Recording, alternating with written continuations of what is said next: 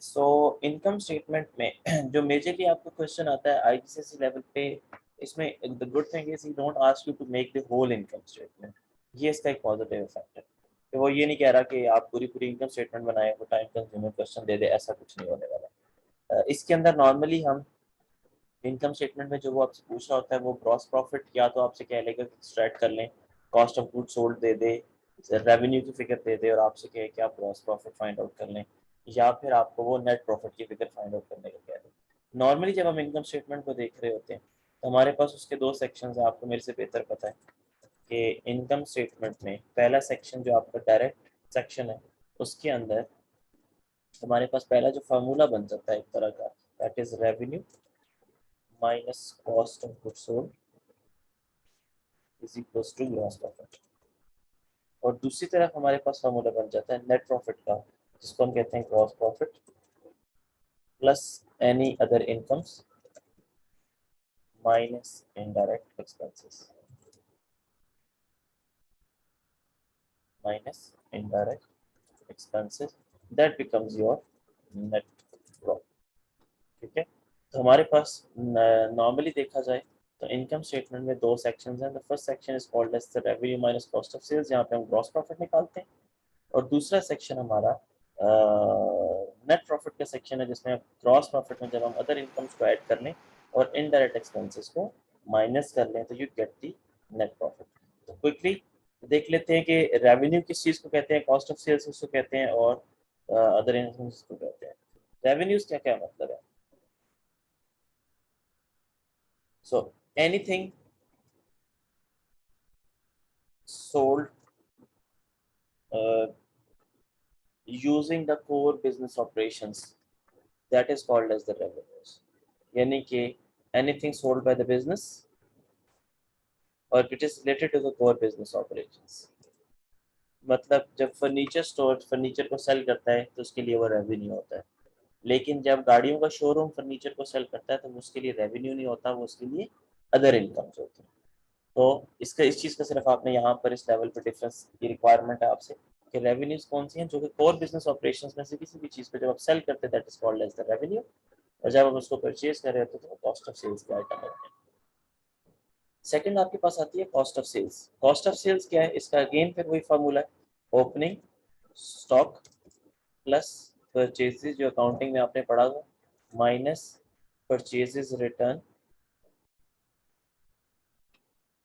Minus closing stock.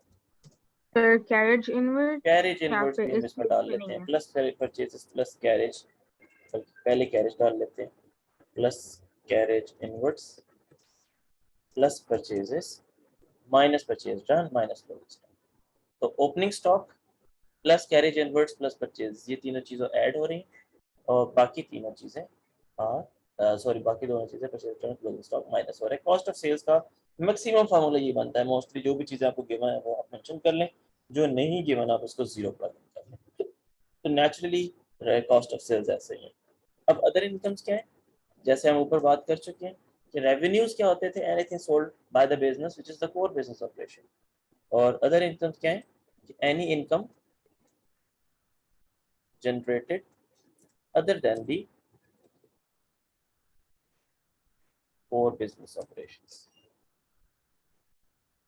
यानी कि business का जो काम है उसके अलावा कोई भी इनकम वो जनरेट करता है। जैसे फर्नीचर का स्टोर फर्नीचर सेल करेगा तो वो रेवेन्यू है, लेकिन फर्नीचर के अलावा कोई भी एसेट बेचेगा उस पर उसको इनकम हो जाएगी, तो that is going to be the other income. Next is the indirect expenses. Indirect expenses क्या? हमने यहाँ पे डायरेक्ट एक्सपेंसेस की बात नहीं की, direct expenses cost of sales को ही कहते हैं। इनडायरेक्ट एक्सपेंसेस क्या है कि all of the other expenses which can not be allocated, जिसको हम फिक्स्ड एक्सपेंसेस का नाम भी देते रहे पहले। फिक्स एक्सपेंसेस कौन कौन से थे? रेंट आप जो पे करते हैं, सैलरीज पे करते हैं लोगों की, रिपेयर्स मेंटेनेंस हो रही है, ये सारे के सारे आपके इनडायरेक्ट एक्सपेंसेस। ठीक है, सो जनरली हम इनकम स्टेटमेंट में दो सेक्शंस बनाते हैं quickly, revenue minus cost of sales is equal to the gross profit. तो फर्स्ट सेक्शन आपका ये, सेकंड सेक्शन आपका होता है gross profit minus plus other income minus indirect expenses that is net profit, और इन दोनों सेक्शंस में वन बाय वन तमाम इंग्रेडिएंट्स को मैंने एक्सप्लेन कर दिया आपके सामने। अब आते हैं इनकम स्टेटमेंट के एक्चुअली फॉर्मेट के ऊपर कि इसका फॉर्मेट किस तरह का होता है और इसका क्वेश्चन किस नेचर का आता है। जनरली एक और चीज़ इसको आगे मूव ऑन करने से पहले जो आपके चैप्टर में भी और ये इंपॉर्टेंट भी है जिसको मैंने कल भी डिस्कस किया था कि difference between the profit and the cash. कि कैश क्या है कि जो हमने कल भी बात की थी कि anything sold on cash, anything purchased on cash, उससे कैश का इम्पैक्ट होता है, लेकिन उसके अंदर क्रेडिट सेल्स और क्रेडिट परचेजेस इग्नोर्ड होती हैं। तो प्रॉफिट में क्या है, क्रेडिट परचेज और क्रेडिट सेल्स इंक्लूडेड होती हैं। इस वजह से आपकी any credit sales will actually increase the profit and any credit purchases will actually decrease the profit, but both of these will no effect on the cash itself। तो ये जो मैंने एग्जांपल आपको दी है ये भी आप इसको यूज कर सकते हैं। बाकी इसने एक्टिविटी 23.1 के अंदर इन दोनों का डिफरेंस एक्सप्लेन किया हुआ कि transaction number A says it sells 5,000 items for cash at $2. Each item costs the business 1.5 but it has not yet paid its supplier। तो आपने कैश पे ट्रांजैक्शन कौन सी की है, सेल्स की। इसका मतलब है 5,000 टाइम्स 2 10,000 आपके पास जो है वो आपके पास कैश जनरेट हुई है। Each item cost of the business 1.50 but it not had yet paid its supplier, लेकिन इसने अपने सप्लायर को कोई पेमेंट अभी तक नहीं की। सप्लायर की पेमेंट कितनी बनती है 1.5 टाइम्स 5,000 दैट इज 7,500। तो इसका प्रॉफिट देखा जाए तो profit in the terms is, जिसमें आप क्रेडिट को भी इंक्लूड करते हैं, दैट इज 2,500। लेकिन जब हम कैश पे इम्पैक्ट की देखने की बात करें तो कैश पे सिर्फ आपका एक इम्पैक्ट है, that is 10,000 positive effect. Negative effect नहीं आया क्योंकि अभी तक आपने अपने सप्लायर को पेमेंट नहीं की। ठीक, जब आपने सेल किया था तो आपको 10,000 रिसीव हुए थे, वो थे कैश पर। तो इम्पैक्ट ऑन कैश में आप क्या लिखेंगे, 10,000 इनफ्लो या 10,000 पॉजिटिव इम्पैक्ट, कि आपको 10,000 रिसीव हुए हैं बिजनेस में, लेकिन आउटगोइंग कैश कुछ भी नहीं है क्योंकि अभी 1.50 टाइम्स 5,000 अभी आपने सप्लायर को पे नहीं किया। तो that's the difference between the cash and the income और द प्रॉफिट। अच्छा, अब इनकम स्टेटमेंट को कैसे हमने एनालाइज करना है वो हम इसको डिटेल में देखेंगे जाके आपकी रेशियोज को जब देख रहे होंगे उस वक्त। यहाँ पर सिर्फ हम इनकम स्टेटमेंट के फॉर्मेट और उसमें चीज़ों को फाइंड आउट कैसे किया जाता है, फिलहाल हम उन चीज़ों पर फोकस रखेंगे। जैसे सबसे पहले चीज़ अभी हमने यहाँ पर डिस्कस किया था ग्रॉस प्रॉफिट। ग्रॉस प्रॉफिट भी वही बात वो बता रहे हैं, sales revenue minus cost of goods sold. अब ग्रॉस प्रॉफिट क्या है, ग्रॉस प्रॉफिट आपके बेसिकली ऑपरेशनल प्रॉफिट है या आपका आप बिजनेस की कोर ऑपरेशंस का प्रॉफिट है। आप कोई भी चीज़ खरीदते हैं $100 की और उसको सेल आउट कर देते हैं $120 के, किसी और एक्सपेंसेस को भी आप कंसिडर नहीं कर रहे, that is called as the gross profit of $20। इसमें अभी बहुत सारे एक्सपेंसेस, ओवरहेड एक्सपेंसेस या अदर एक्सपेंसेस, फिक्स्ड एक्सपेंसेस अभी इसमें कंसिडर नहीं हुए। ओके, अब यहाँ पर इनकम स्टेटमेंट की एक इम्पैक्ट आपके सामने गिवन है। सेल्स रेवेन्यू गिवन है 450,000, cost of goods sold given है 270,000 और ग्रॉस प्रॉफिट क्या होगा 450 माइनस 270 दैट इज 180,000। अच्छा, अब इसमें एक चीज ध्यान में रखिएगा कि फॉर एग्जांपल आपको ये स्टेटमेंट गिवन है और आपसे पूछता है आंसर के अंदर कि आपका इसका आंसर क्या होगा ग्रॉस प्रॉफिट, तो आप क्या आंसर लिखेंगे, 180 या 180,000 या 180,000 और डॉलर का साइन, क्या आंसर होना चाहिए इसका? सर 180,000 और डॉलर के साइन। एग्जैक्टली अगर तो आप स्टेटमेंट के अंदर उसका आंसर लिख रहे हैं तो जिसने इस तरह 180 इसने लिखा है दैट इज गुड, क्योंकि उस पर $1,000 का साइन उसने टॉप पे लिख दिया है। लेकिन अगर वो आंसर इसके अलावा आपको कैलकुलेट करने की कोई चीज़ कहता है टेबुलर फॉर्म से और आंसर आपने जाहिर है कैलकुलेट करने के बाद निकालना है, तो आंसर की यूनिट्स डालना और उसको फुल फॉर्म में लिखना ज़रूरी होगा, वरना वो आंसर माइनस करेगा आपका। सो 180 लिखना आंसर इज रॉन्ग, $180 लिखना भी रॉन्ग, $180,000 लिखना इज राइट। डॉलर का साइन भी होगा और 180,000 कंप्लीट टर्म भी होगी इसकी, जब आप अलग से आंसर लिख रहे होंगे कैलकुलेट करने के बाद। अच्छा, फिर उसके बाद आगे वो आपको कुछ एक्टिविटीज दे रहा है जो आप अपनी बुक से देख लेंगे। सेल्स रेवेन्यू आपका 3,000 है, cost of goods sold is 1,500, तो ग्रॉस प्रॉफिट क्या होगा, you already know that it is 3,000 minus 1,500। So remaining 1500 will be your gross profit. ये इस टेबल को जब आप कंप्लीट कर लेंगे आपको थोड़ा सा प्रैक्टिस हो जाएगी कि आपने ग्रॉस प्रॉफिट को कैसे फाइंड आउट करना है या सेल्स रेवेन्यू को कैसे फाइंड आउट करना है। फार्मूला है कि sales revenue minus cost of goods sold is equal to gross profit. इसी तरह आपके पास ये वाला सेक्शन गिवन है, कॉस्ट पर यूनिट गिवन है, opening inventory, purchase of goods, closing inventories, cost of goods sold. तो एक चीज इसमें ज़हन में रखिएगा, इस एक्टिविटी में एक प्रॉब्लम क्या है कि आपको इन्वेंट्रीज, परचेज ऑफ गुड्स और कंट्रोलिंग क्लोजिंग इन्वेंट्रीज, ये तीनों चीजें आपको यूनिट्स में गिवन है और पर यूनिट प्राइस आपको यहाँ पर गिवन है। तो आपने हर यूनिट्स को पहले, इन तीनों यूनिट्स को पहले अमाउंट में कन्वर्ट करना है, टाइम्स 3 करके, अगली दफा टाइम्स 2 करके, टाइम्स 5 करके या टाइम्स 1 करके। तमाम यूनिट्स को पहले जब अमाउंट में कन्वर्ट करेंगे उसके बाद फार्मूला अप्लाई करेंगे तो you will be getting the answer. या ऑल्टरनेट ये है कि पहले फार्मूला यूनिट्स पे अप्लाई कर लें और एंड पे आंसर को कन्वर्ट कर लें। दोनों ऑप्शन बेहतर है, लेकिन पहली ऑप्शन ज़्यादा रिकमेंडेड है कि पहले इसको सबको कन्वर्ट करें इन टर्म्स ऑफ कॉस्ट, ताकि आपकी आदत डेवलप हो जाए। पेपर में सारी इतनी ज़्यादा चीज़ें नहीं आती, एक दो ही कैलकुलेशन के लिए चीज़ें आती हैं, तो पहले कन्वर्ट कर लें उसको डॉलर्स में, तो फिर उसके बाद उसको, क्योंकि इनकम स्टेटमेंट में हम यूनिट्स को यूज़ नहीं करते, हम वहाँ पे अमाउंट्स को ही सिर्फ यूज़ करते हैं। ठीक है, फिर उसके बाद नेट प्रॉफिट की बात आती है। नेट प्रॉफिट पे ऑलरेडी हमने बता दिया कि क्रॉस प्रॉफिट में से अदर इनकम्स को आप ऐड करते हैं, ठीक है, और बाकी additional expenses, wages, electricity, rent, depreciation, selling price axes सारे के सारे माइनस करते हैं। सो 37,000 minus 31,000 that gives you a picture of net profit which is 6,000। अब दूसरा क्वेश्चन ये है कि अब वो दो वर्ड यूज कर रहा है, या अगर वो एक वर्ड यूज करता है पेपर के अंदर, एक हमारे पास चीज होती है ग्रॉस प्रॉफिट, एक चीज होती है नेट प्रॉफिट। लेकिन अगर वो पेपर में सिर्फ वर्ड यूज करे प्रॉफिट का, तो उसका मतलब क्या है? Net profit. Net profit. ठीक है, बाय डिफॉल्ट प्रॉफिट का मतलब या प्रॉफिट फॉर द ईयर का मतलब क्या होता है? नेट प्रॉफिट ही होता है। ओल्ड बुक्स के अंदर, ओल्ड टर्मिनोलॉजीज में हम इसको नेट प्रॉफिट कहते थे, न्यू टर्मिनोलॉजीज में इसको प्रॉफिट फॉर द ईयर ही कहा जाता है। ठीक है, तो इससे कंफ्यूज नहीं होना, उसको ग्रॉस प्रॉफिट अज्यूम नहीं करना। डेप्रिसिएशन क्या है? फिलहाल इतना अंडरस्टैंड कर लें कि डेप्रिसिएशन इज आपकी fall in the value of an asset due to the usages, और ये आपका एक्सपेंस होता है।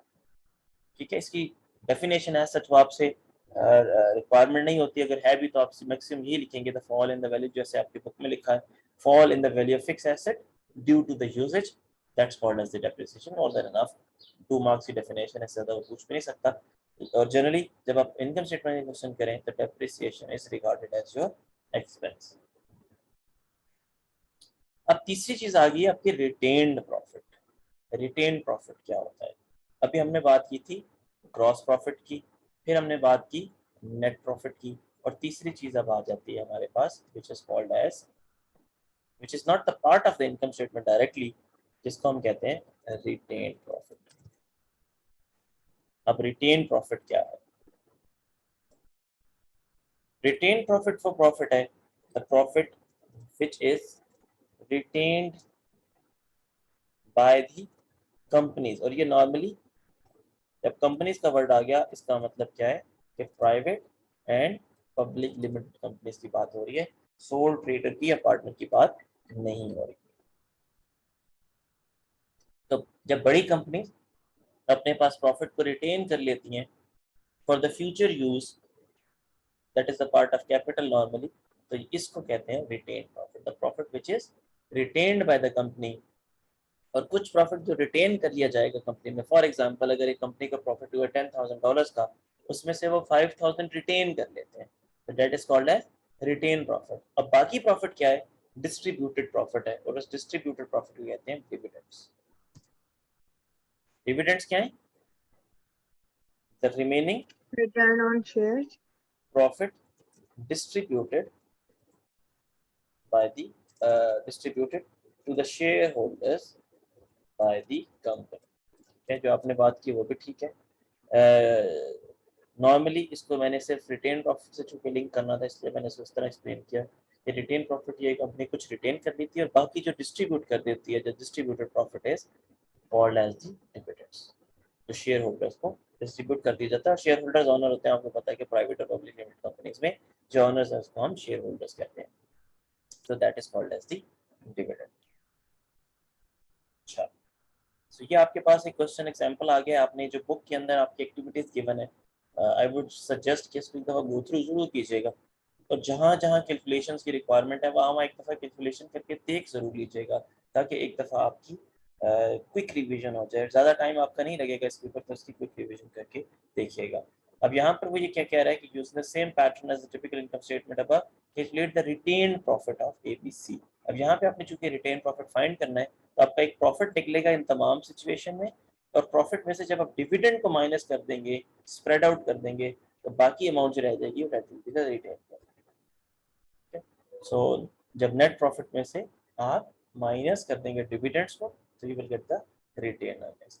फार्मूला हमें पता है कि रिटेन प्रॉफिट और डिविडेंड्स का क्या होता है कि नेट प्रॉफिट को आप स्प्लिट करते हैं in two parts, which is retain profits,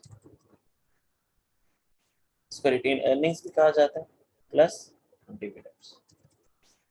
ठीक है, तो अगर आपने रिटेन प्रॉफिट फाइंड करना है, just plug in the formula, plug in the values in this formula, net profit minus dividend is equal to retain profit हो जाएगा। और अगर आपने डिविडेंड्स फाइंड करने हैं, तो net profit minus retain profit is equal to dividend हो जाएगा। You will get the answer in both ways. Okay, तो पार्ट बी में क्वेश्चन कह रहा है explain why the retain profit is important. Important क्यों होता है रिटेन प्रॉफिट? ऑब्वियसली कि आपने इस प्रॉफिट को यूटिलाइज करना है, अपने कैश फ्लोज को पॉजिटिव कर रहे हैं, और इस कैश को आप फ्यूचर में यूज करेंगे एक्सपेंशन के लिए। कोई मशीनरी बाय करनी है आपने, तो फ्यूचर में एक्सपेंसेस ज़्यादा नज़र आ रहे हैं आपको, इकोनॉमिक रिसेशन हो गई है फ्यूचर में नज़र आ रही है आपको, तो इनको भी मीटअप करने के लिए रिटेन प्रॉफिट रखा जाता है।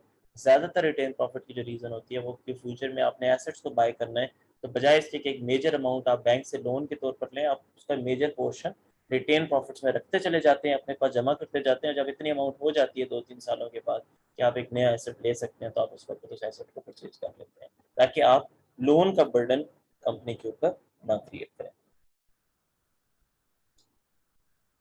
अच्छा, so that was the major things about the income statement. और दूसरी चीज जिसको आपकी ओल्ड बुक्स बैलेंस शीट्स कहती हैं, लेकिन आपकी बुक में स्टेटमेंट ऑफ फाइनेंशियल पोजीशन के नाम से है, it's the same thing. Statement of financial position में आपके पास मेजरली 4 सेक्शंस हैं। एसेट्स, जिसको हम डिवाइड करते हैं between two parts, current assets and non current assets. आपने इन सबको ऐड करना होता है। नॉन करंट एसेट्स कौन से हैं? वो एसेट्स जिनकी लाइफ 1 ईयर से ज़्यादा होती है, कन्वर्टेबल नहीं होती इजीली कैश में।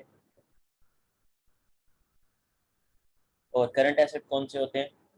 That are easily convertible into cash, जिसको कैश एंड कैश इक्विवेलेंट्स भी कहा जाता है। कैश, अकाउंट रिसीवेबल, और आपके स्टॉक्स, क्लोजिंग स्टॉक जिसको आप कहते हैं, ये इजीली कन्वर्ट हो जाते हैं कैश में, इसलिए हम, और या कैश एट बैंक, इसको कहते हैं करंट एसेट्स। इसके अलावा बाकी सारे एसेट्स जिसको लॉन्ग टर्म जितना आसानी से सेल आउट नहीं किया जा सकता, that is called as land, building, machinery वगैरह, कैश में कन्वर्ट नहीं किया जा सकता easily, this is called as non current और फिक्स्ड एसेट्स। सो इन दोनों एसेट्स को non current asset current asset पे जब आप ऐड करते हैं, you get the total assets. फिर उसके बाद आपके पास आती हैं लाइबिलिटीज। लाइबिलिटीज में भी आपके पास current and non current liabilities है। करंट लाइबिलिटीज कौन सी होती हैं? करंट लाइबिलिटीज जो कि आपने, लाइबिलिटीज क्या होते हैं? लोन। वो लोन जो आपने विद इन अ ईयर वापस करने हैं, that are termed as a current liability. और वो लोन जो आपने साल के बाद वापस करने हैं, एक long term loan, medium term loan of the banks, वो उसको आप नॉन करंट लाइबिलिटीज में डालते हैं। लेकिन at the end of the day सारी लाइबिलिटीज को आप इकट्ठा करते हैं, पूल करते हैं, और टोटल लाइबिलिटीज की एक फिगर जनरेट करते हैं। एसेट्स में से you have to subtract the liabilities to get the capital और द इक्विटी। तो यहाँ पे स्टेटमेंट ऑफ फाइनेंशियल पोजीशन में हमारे पास एक ही फार्मूला जनरेट होता है नॉर्मली, और वो फार्मूला क्या है कि assets is equals to liability plus capital, जिसको इक्विटी भी कहा जा सकता है। अब एसेट्स में आपके पास क्या होते हैं? 2 तरह के एसेट्स हैं। कौन कौन से? करंट एसेट्स और लॉन्ग टर्म के फिक्स एसेट्स। दूसरी तरफ आपके पास लायबिलिटीज हैं, जिसमें आपके पास करंट लायबिलिटीज और लॉन्ग टर्म लायबिलिटीज अवेलेबल। ठीक है, फिर इसके बाद बात आती है स्टेटमेंट ऑफ फाइनेंशियल पोजीशन के। ये फॉर्मेट आपके सामने, इस फॉर्मेट की थोड़ी सी प्रैक्टिस करना आपको रिक्वायरमेंट होगी। अगर इसमें कोई कंफ्यूजन हुई तो आप जरूर मेरे से पूछिएगा। मैं इसमें रैपिडली इसलिए जा रहा हूँ ताकि इसमें आपको कोई अगर प्रॉब्लम है तो आप बाद में मेरे साथ शेयर कर सकते हैं। फिर interpretation of the balance sheet data, ये इंपॉर्टेंट है यहाँ पर कि आपने इसको इंटरप्रेट कैसे करना है। स्टेटमेंट ऑफ फाइनेंशियल पोजीशन में जब आपके पास, इसको हम इंटरप्रिटेशन प्योरली फोकस करेंगे अपनी रेशियोज के साथ, इसको इसके बगैर नहीं देखेंगे, ठीक है। इसमें एक चीज जो एक पार्ट है जो इंपॉर्टेंट है वो है that is the working capital. Working capital क्या है? That is the current assets minus the current liabilities. एक फार्मूला और है हमारे पास, that is the working capital. Working capital का फार्मूला क्या है? Current assets minus current liabilities. जब आप इन दोनों को माइनस करते हैं आपस में, you get the amount of working capital. और तीसरी चीज एक और है जो इसमें से आप फाइंड आउट करते हैं, which is the capital employed. Capital employed का फार्मूला क्या है?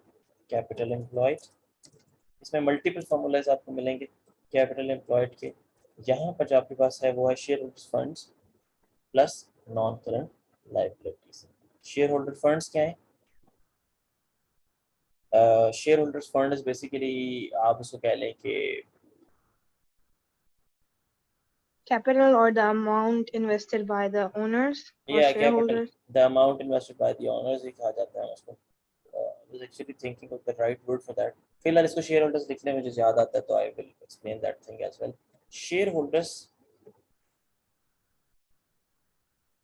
फंड्स प्लस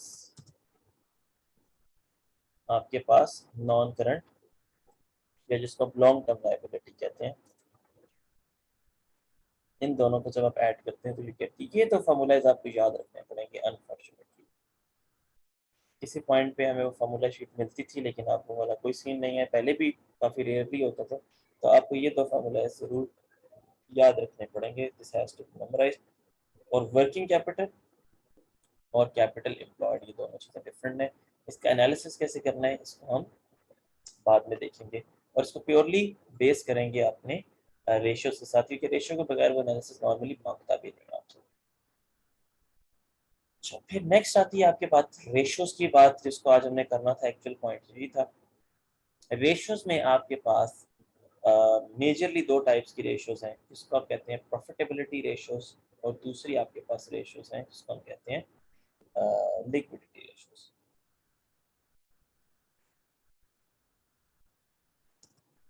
अच्छा, प्रॉफिटेबिलिटी रेशियोज क्या है? प्रॉफिटेबिलिटी रेशियोज वो हैं जो आपकी इनकम स्टेटमेंट से रिलेटेड रेशियोज हैं, इसको वो प्रॉफिटेबिलिटी रेशियोज का नाम देता है, ठीक है। First is the gross profit margin, second is the net profit margin. Gross profit margin का फार्मूला क्या है? That is gross profit divided by sales, और इसको नॉर्मली टाइम्स 100 करके परसेंटेज में कन्वर्ट कर लिया जाता है ताकि हमें इसमें कैलकुलेशन में इजी हो, सॉरी एनालिसिस में इजी हो हमारे। और दूसरा है net profit margin, that is net profit times sales divide multiply by 100%। ये तो आपके पास प्रॉफिटेबिलिटी रेशियोज हैं।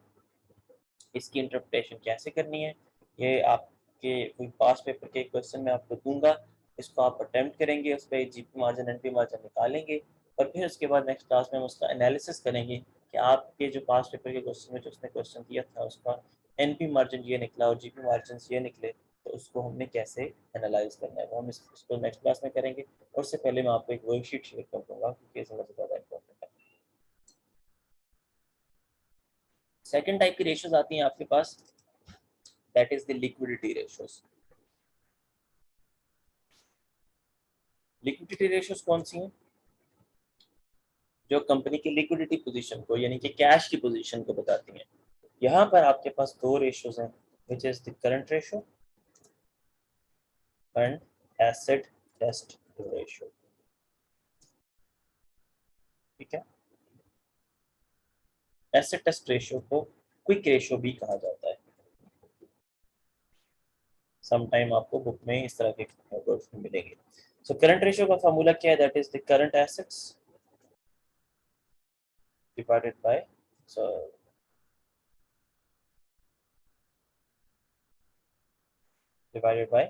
करंट लायबिलिटीज, और इसको नॉर्मली परसेंटेज में कन्वर्ट नहीं किया जाता, इसको फ्रैक्शन की फॉर्म में, सॉरी डेसिमल की फॉर्म में ही रखा जाता है और उसको उसी तरह एनालाइज किया जाता है। एसेट टेस्ट रेशियो का फार्मूला क्या है आपका? करंट एसेट्स में से आप इन्वेंट्रीज निकाल देते हैं। आपको पता है कि इन्वेंट्री हमेशा is a part of current asset, तो आप करंट एसेट्स में से अपनी इन्वेंट्री को माइनस कर देते हैं, उसके बाद करंट लायबिलिटी से डिवाइड करते हैं, तो that is called as the quick ratios. अब इसमें कुछ क्वेश्चंस में आपको होगा ये कि उसने आपको दिए हुए होंगे कैश, कैश इक्विवेलेंट और इन्वेंट्री, और वो आपसे कह रहा होगा एसेट टेस्ट रेशियो। तो उस वक्त जरूरी नहीं है कि आप पहले करंट एसेट फाइंड करें फिर इन्वेंट्री माइनस करें। सिंपली वो जो क्वेश्चंस के अंदर चीजें गिवन है उसमें से इन्वेंट्री उसको इंक्लूड करें ही ना, तो वो आपकी एसेट टेस्ट रेशियो डायरेक्टली बन जाएगी। ठीक है, जैसे फॉर एग्जांपल वो कहता है कैश आपके पास है 10,000, बैंक में आपके पास पैसे हैं 15,000, ठीक है, इन्वेंट्री आपके पास गिवन है 5,000, और फिर वो कहता है कि आपके पास ट्रेड रिसीवेबल्स हैं, दैट इज अगेन 5,000। अब आपको वो कहता है कि एसेट टेस्ट रेशियो निकालें, तो आपको पता है कि एसेट टेस्ट रेशियो में से इन्वेंट्री हम इंक्लूड नहीं करते, तो आप सीधा सीधा तमाम चीज़ें टोटल करके माइनस करने की बजाय आप इन्वेंट्री को कंसिडर ही ना करें, cash plus bank plus trade receivable कर लें, तो वो आपका एसेट टेस्ट रेशियो का न्यूमरेटर बन जाएगा। ठीक है, तो जनरली उसमें इन्वेंट्री को इंक्लूड करने कुछ स्टूडेंट ऐसे करते हैं, पहले टोटल करते हैं फिर उसके बाद उसमें से इन्वेंट्री माइनस करके अलग से लिखते हैं, that is fine as well, उसमें कोई खास प्रॉब्लम नहीं, जैसे आपको अच्छा लगे उस तरह कर लें।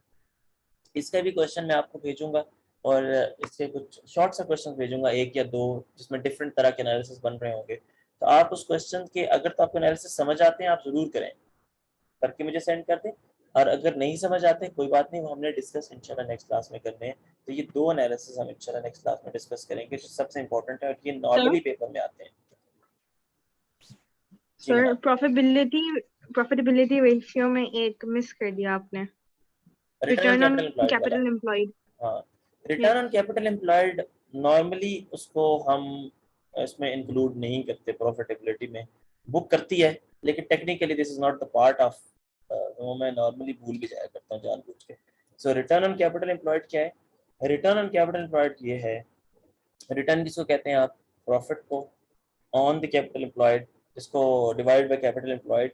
तो कैपिटल एम्प्लॉयड का फॉर्मूला आप पहले जान चुके हैं, और इसको भी चूंकि ये प्रॉफिटेबिलिटी फार्मूला है, टाइम्स 100 करके आप उसको भी परसेंटेज पे इसको कन्वर्ट करते हैं। लेकिन पेपर में नॉर्मली जो एनालिसिस आता है वो इन दो पहले ही इनिशियल दो फार्मूला का आता है, कभी भी आरओसीई का एनालिसिस वो नहीं देता आपसे, ठीक है, कुछ तो एनालिसिस बनता भी नहीं है। ओके, नेक्स्ट इज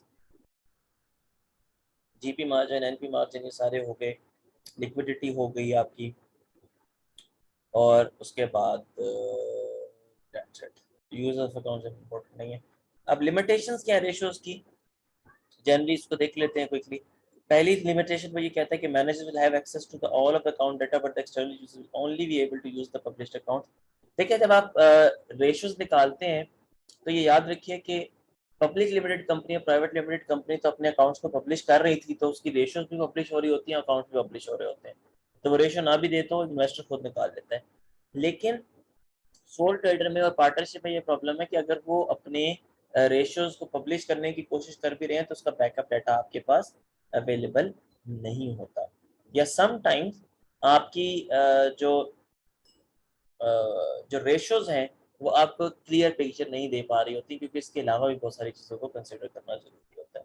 तो पहली लिमिटेशन जनरली ये है कि जिसको वो ये कह रहे हैं कि managers will have access to all accounts data but the external user will only be able to use the published account which contain only data required by the law, कि उसके पास फाइनेंशियल इंफॉर्मेशन है, company का motivation level क्या है, company के employees का turnover rate क्या है, कंपनी की एचआर पॉलिसीज क्या है, ये उसकी इंटरनलिटीज हैं, और इसकी वजह से भी आपको पता है कि बिजनेस की परफॉर्मेंस में इम्पैक्ट्स होते हैं।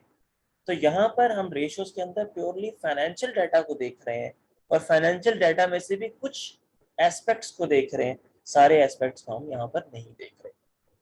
फिर इसके बाद ratios are based on past accounting data, तो जरूरी नहीं है कि जैसे आप पास्ट में परफॉर्म कर रहे थे फ्यूचर में भी वैसी ही परफॉर्मेंस हो, क्योंकि इकोनॉमिक ट्रेंड्स चेंज हो सकते हैं, conditions of the country change हो सकती हैं, एक्सटर्नल एलिमेंट्स हैं आपके पास बहुत सारे, वो चेंज हो सकते हैं, जिसकी वजह से फ्यूचर की प्रिडिक्शन डिफरेंट हो सकती है। Accounting data over time is affected by inflation and comparison between year में बी मिसलीडिंग।